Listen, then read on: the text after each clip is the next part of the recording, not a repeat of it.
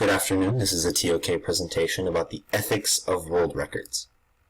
So the second order knowledge question that we will be attempting to answer today is, can ways of knowing alter the validity of an objective fact? Specifically for that second order question, what we're going to be answering today is invalidating a world record ethical after it was broken.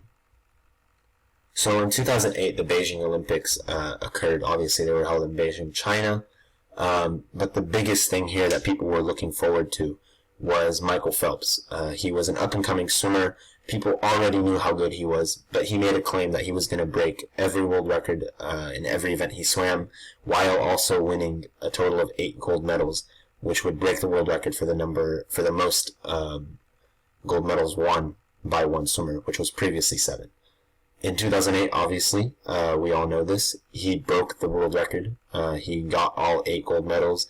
He broke every record that he was going for, and that was a huge accomplishment. The fact that someone outright said, I'm going to go and do this, and he went and did it, sort of shed light on a new possibility and inspired a lot of people to start swimming or start taking their specific sport seriously. So what? What's the importance of him doing what he did besides being a great influence on the public? Breaking every world record alone is very impressive. People around the world began to idolize him, and his athleticism was put on a pedestal, and he was seen as almost this unhuman, figure that was just extremely athletic and extremely well talented. But people also doubted him. Every time someone comes up with a new phenomenon, or someone breaks some world record, people will accuse them of cheating or sort of doubt their success by creating accusations. And those accusations, specifically on Michael Phelps, were happening nonstop. So his accusations obviously were brought on by his success. People may have thought that he was abusing substances. A lot of drug tests occurred before the Olympics to make sure that they weren't. But people assumed that because he was doing so well and because he had broken so many records, it must have been due to some sort of substance abuse. The second thing was that people also thought that he had some sort of advantage over everyone else, whether it might have been physical, his biology was just different, maybe it was mental, he was just on a different mindset. People just wanted to throw out accusations because they wanted to doubt his athleticism and doubt that what he was doing was humanly possible. So in 2008, the swimwear technology around the world was actually ramping up. The 2008 Olympics really made a lot of revenue because of swimming, because so many eyes were on Michael Phelps and what he was doing.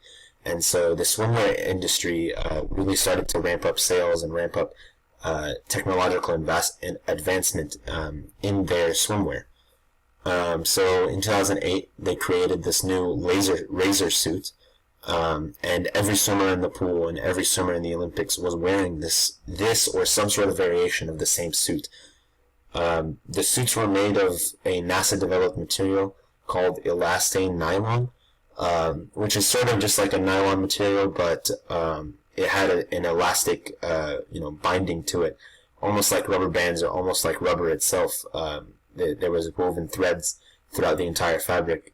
And as we know, rubber can float, and having this sort of elastic material in the laser suits provided a slight flotation, which in swimming is a huge advantage.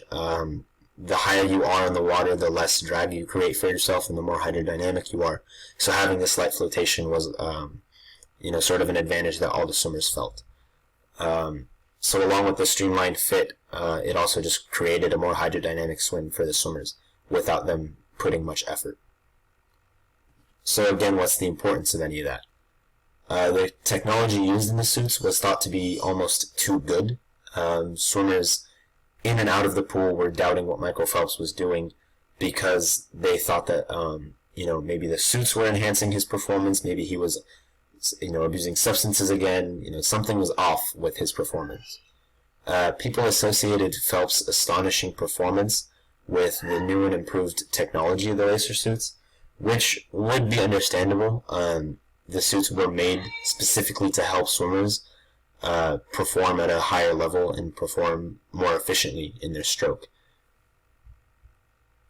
So the overarching question is, are his records valid? The International Olympic Committee, the IOC, validated his times during and after the races were over. All the placements and all the times were posted as official times, and because the IOC was the one in charge of that, his times were valid, at least to them.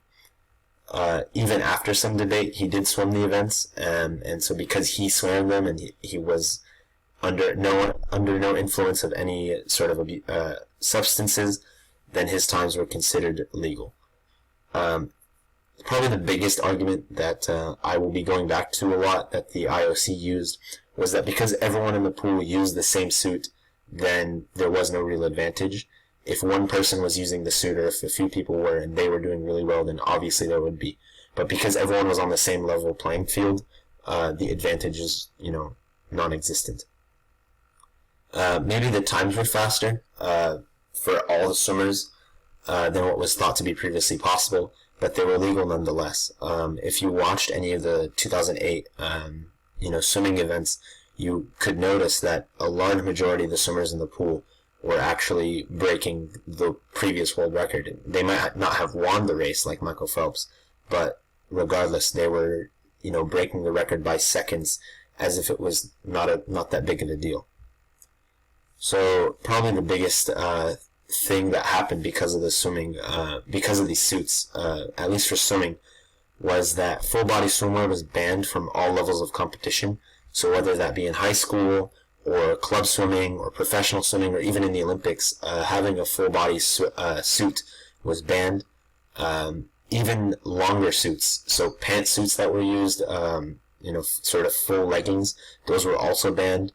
Regulations were made to restrict any type of swimwear that wasn't considered, that wasn't short enough. So what they did deem legal was a suit called a jammer or Speedos. Jammers are just like shorts, just like any regular shorts, except they're made of the same materials as Speedos, but they only go a little bit above your knees, and that's the only thing that they considered legal in the 2008 Olympics, which is a big deal, at least for the rest of the for the rest of time. Before, these full bodysuits were considered like the new big thing, and the swimwear industry really started to ramp up revenue because people started to buy these suits, and within that year, all those suits were discontinued because no one would buy them because they were illegal across all levels of competition. So the ethics of this all. Had the debates led to the invalidation of Michael Phelps' times, would that be considered an ethical decision?